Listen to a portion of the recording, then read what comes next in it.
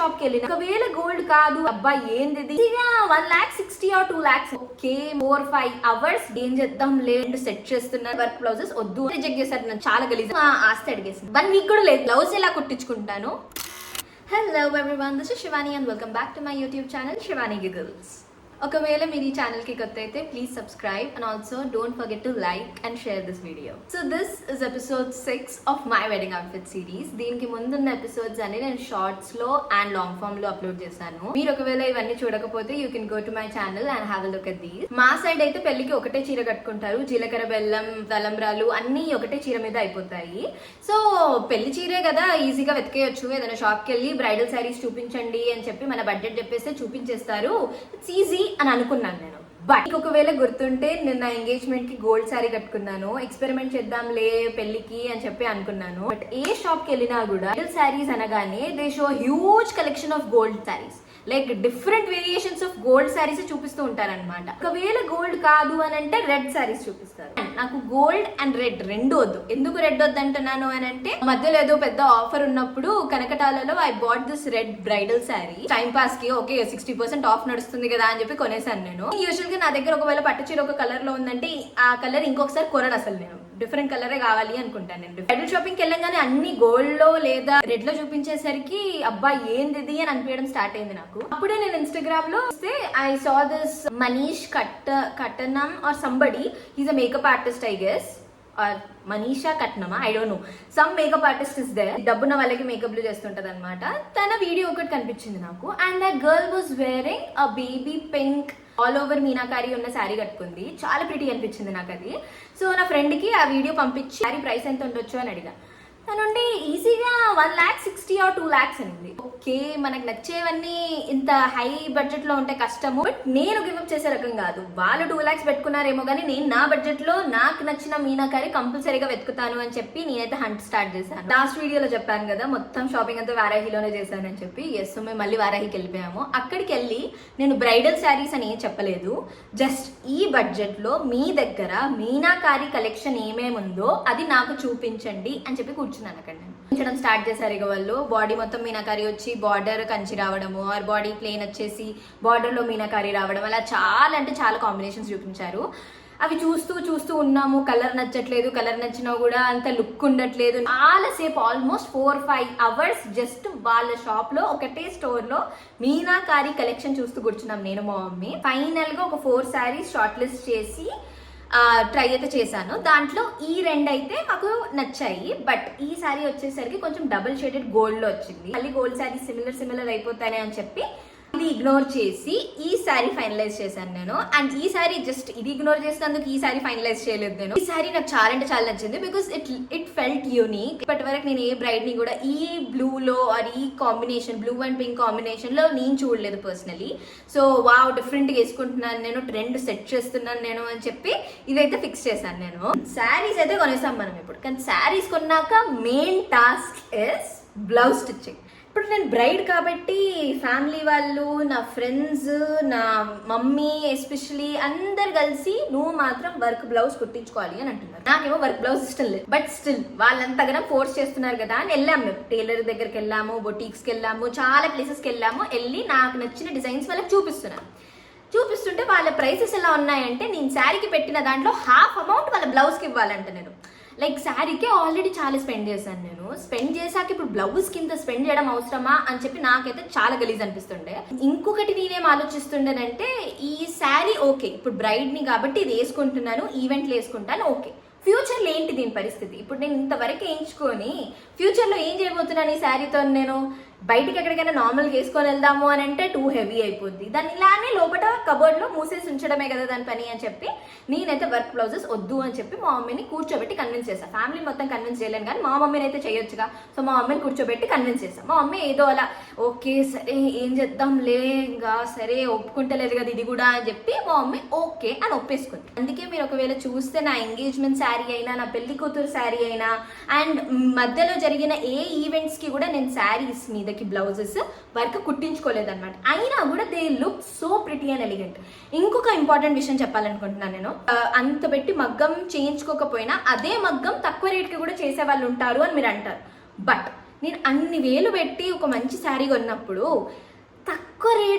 తక్కువ రేట్ మగ్గం వెళ్ళి చేయించుకుంటే ఆ శారీ లుక్కే పోతుంది. ఎందుకు నేను చీప్ మగ్గం ఎందుకు వేయించుకోవాలి, అందరూ బ్రైడ్ అని చెప్పి తెలియడానిక నేను కట్టుకున్న శారీ నేను క్యారీ చేసే విధానమే జనాలకి చెప్పేయాలన్నమాట, నేను బ్రైడ్ని పక్కకు జరగండి అని చెప్పి. ఇంత పెద్ద స్పీచ్ విన్నారు నేను వర్క్ బ్లౌజెస్ వద్దు అని అందరిని ఎలా కన్విన్స్ చేశాను అని చెప్పి. మీరు కూడా ఆల్మోస్ట్ కన్విన్స్ అయిపోయారు అనుకుంటాను. బట్ నేను ఎందుకు ఈ డెసిషన్ తీసుకున్నానో ఇప్పుడు చెప్తాను మీకు. సో నేను ఇప్పుడు ఇన్ని ఈవెంట్స్కి వర్క్ లేకుండా బ్లౌజ్ వేసుకున్నాను, ఓకే. కానీ ఆ మనీ అంతా నేను ఎందుకు సేవ్ చేశాను అనుకుంటున్నారు? నా వెడ్డింగ్ అండ్ నా రిసెప్షన్ లుక్స్ లో వర్క్ బ్లౌజెస్ వేయించుకుందాము అని చెప్పి. ఎందుకు ఈ 2 days లో వేయించుకుందాం అనుకుంటున్నాను? మిగిలిన ఈవెంట్స్ అన్ని చిల్లర చిత్కా ఈవెంట్స్, ఇంట్లో జరిగే ఈవెంట్స్ ఆర్ చిన్న కింద క్లబ్ హౌస్ లో జరిగిన events are very small scale events అవి. బట్ ఈ వెడ్డింగ్ అయినా కూడా రిసెప్షన్ అయినా కూడా అక్కడ నేను డెకరేషన్ కి చాలా స్పెండ్ చేస్తున్నాను, ఫోటోగ్రాఫర్స్ కి చాలా ఎక్కువ స్పెండ్ చేస్తున్నాను, మేకప్ కి ఎక్కువ స్పెండ్ చేస్తున్నాను. ఇంత ఎక్స్పెండిచర్ ఉన్నప్పుడు నేను వర్క్ బ్లౌజ్ తీసుకోవడం మేక్ సెన్స్. సో అలా పెద్ద స్కెచ్ చేసి నేనైతే నా పెళ్లి ఇంకా రిసెప్షన్ లుక్ కి మంచి బడ్జెట్ పెట్టుకున్నాను అనమాట. బ్లౌజ్ అండ్ ఈవెన్ ఒకవేళ శారీ మీద మగ్గం వేయించుకోవాలి అని అనుకుంటే మంచి బడ్జెట్ ఉండాలని బడ్జెట్ అయితే బాగానే పెట్టుకున్నాను ఇప్పుడు ఈ 2 ఈవెంట్స్ కి. బట్ మళ్ళీ ఇంకో ప్రాబ్లం ఏంటంటే నా పెళ్లి మేలో, ఇదంతా చేస్తుంది నేను ఏప్రిల్లో. మీకు తెలుసు మేలో ఉన్న నంబర్ ఆఫ్ పెళ్లిళ్ళకి టైలర్కైనా బొటీక్ అయినా అందరికీ డిమాండ్ ఎక్కడ ఉంటుందో మీకు తెలుసు. ఫేస్ మీద రిజెక్ట్ చేశారు నన్ను చాలా మంది బొటీక్స్. ఏంటి ఈ టైంలో వస్తారు ఎవరైనా, మేము గుట్టం పో. బట్ అయినా కూడా నేను వెతుకుతూనే ఉన్నా. 1 month ఉంది నా పెళ్లికి, వెతుకుతున్నా ఫైనల్గా అయితే నాకు ఫెదర్స్ బొటీక్ వాళ్ళు అపాయింట్మెంట్ ఇచ్చి ఎస్ మేము కుడతాము అని చెప్పారు. ఓకే అని చెప్పి వెళ్ళామన్నమాట. తనేం సజెస్ట్ చేసింది అని అంటే బ్రైడల్ లుక్ కోసం హ్యాండ్స్ కి మాత్రం నెట్ వేసి నెట్ మీద వర్క్ వేస్తాను అండ్ మిగిలిన బాడీ మొత్తం కూడా నీకు బ్లౌజ్ వచ్చింది ఏదైతే ఉందో అదే బ్లౌజ్ మటీరియల్ తోనే వేసేసి చిన్న చిన్న బూటీస్ వేసేస్తాను అని అనేది. ఓకే, ఇమాజినేషన్ కి వినడానికి బాగానే ఉంది, ఓకే అని చెప్పి ఓకే అన్నాను నేను. తర్వాత ఆమె ప్రైస్ చెప్పింది.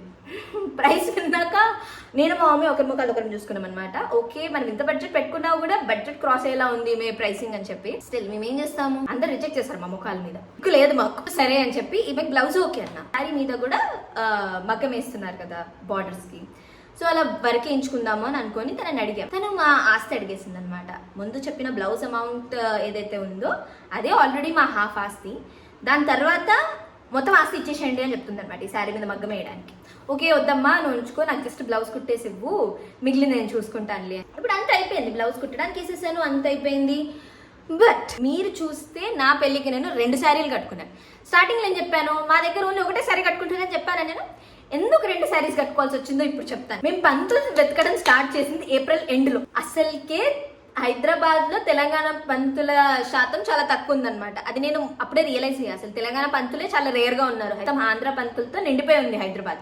ఎవరైతే దొరికారో వాళ్ళందరూ మేము ఆల్రెడీ బిజీ ఉన్నాం, అదే డేట్ కి అదే టైంకి వేరే పెళ్లిళ్ళు ఉన్నాయి, మేము రాలేము అని చెప్పి రిజెక్ట్ చేశాం. ఫైనల్ గా ఇంకా మాకు దిక్కులేక మా సొసైటీలోనే కింద గుడిలో ఒక పంతులు ఉంటారు, వెళ్ళి మాట్లాడాము. హీ ఫెల్ట్ జెన్యూన్, సరే అని చెప్పి సెలెక్ట్ చేశాం. బట్ ఆయన ఆంధ్ర పంతులు ఆబ్వియస్లీ. అండ్ ఆయన ఇప్పుడు మాకు ఏం చెప్తున్నాడంటే రెండు చీరలు ఉండాలి, జీలకర్ర బెల్లం అయిపోయాక అబ్బాయి వాళ్ళ ఫ్యామిలీ వాళ్ళు బట్టలు పెడతారు, మీరు అబ్బాయికి బట్టలు పెట్టాలి, సో తలంబ్రాలకి సపరేట్ బట్టలు ఉండాలని చెప్పాడు. 1 week కూడా లేదు నాకు పెళ్లికి. ఇప్పుడు ఈ 1 week లో నేను వెళ్ళి ఎక్కడ షాపింగ్ చేయను, ఏం కొనను, బ్లౌజ్ ఎలా కుట్టించుకుంటాను, ఇట్స్ ఇంపాసిబుల్. సో నా దగ్గర ఆల్రెడీ కొన్న శారీస్ నేను అనలైజ్ చేయడం స్టార్ట్ చేశా, ఏది తలంబ్రాలకి సెట్ అవుతుంది అని చెప్పి. సో ఈ పెళ్లి కూతురు శారీ ఏదైతే ఉందో అది కొనడానికి వెళ్ళినప్పుడు ఇంకో beautiful sari they showed me. ఆ శారీ వచ్చేసి క్రీమ్ అండ్ రెడ్ లో ఉందన్నమాట. ఈ శారీ నేను ఎందుకు కొన్నాను అప్పుడు అంటే again because of the art work on the sari మొత్తం కూడా ఒక యూనిక్ గా some flowers or I don't know some kind of drawing అయితే ఉంటుంది శారీ మొత్తం. అంత యూనిక్ ఉంది అని చెప్పి కొనేసాను. అదే ఇది తలంబ్రాలకి బాగా సెట్ అవుతుంది అని ఇది దానికి మ్యాచ్ చేసి తలంబ్రాలకి తీసుకుందామని ఫిక్స్ అయ్యాను. ఇప్పుడు ఈ రెడ్ బ్లౌజ్ ఉంది, ప్లీజ్ దీని మీదకి వర్క్ వేయించుకొని నన్ను ఎత్తి తినడం స్టార్ట్ చేశారు. మళ్ళీ వెరీ రిచ్ పట్టులా ఉండే అనమాట అది.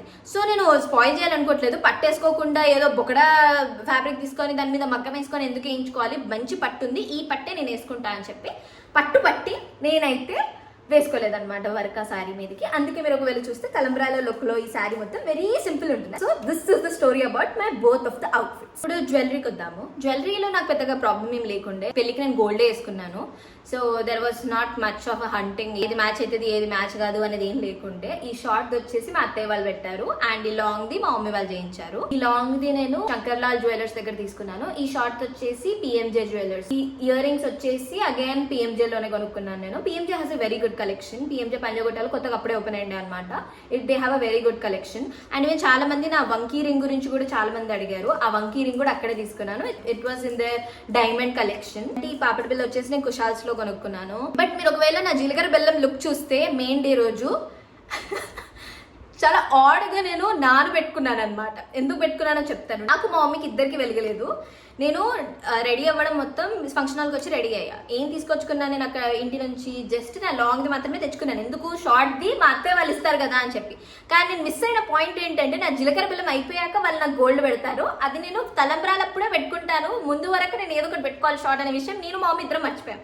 సో మా మమ్మీ మెడలో పెట్టుకున్న నాను తీసి నాకు పెట్టిందనమాట. కొంచెం సెట్ అవ్వలేదు అనిపించింది. But I think we can adjust. పెళ్ళన్న తర్వాత హడావిడి ఉంటుంది. And this was looking fine. It was pretty because blouse కూడా చాలా ప్రిటీ టర్న్ అవుట్ అయింది. Sari, blouse, everything turn out really perfect. నేను చెప్పిన వాళ్ళందరి డీటెయిల్స్ డిస్క్రిప్షన్ బాక్స్ లో అయితే పెడుతున్నాను. You can go check them out. Next episode లో అయితే let's discuss my reception look. అది మాత్రం నేను అవుట్ఫిట్ ఫ్రమ్ స్క్రాచ్ చేశాను అనమాట ఫస్ట్ టైం. ఈ ఎపిసోడ్ కి అయితే ఇంతే. నెక్స్ట్ ఎపిసోడ్ లో మళ్ళీ కలుద్దాము. Until then please don't forget to like and share this video. And also please subscribe. Next episode చాలా చాలా ఇంట్రెస్టింగ్ ఉండబోతుంది. And also I would like to know మీరు నా ఛానల్లో ఇంకెలాంటి వీడియోస్ చూడాలి అనుకుంటున్నారు. చాలా మంది నన్ను కామెంట్స్ లో ప్రైస్ అడుగుతున్నారు. నాకు ప్రైసెస్ షేర్ చేయాలని లేదు. స్టార్టింగ్ లో నేను ప్రైసెస్ షేర్ చేశాను 2 episodes కి. And the comments I got, the negativity in YouTube space is really bad. I don't want to get into all that. నా మెంటల్ పీస్ నాకు ముఖ్యం. సో అందుకే ప్రైసెస్ అయితే నేను చెప్పను. Yeah, that's it about this video. Bye.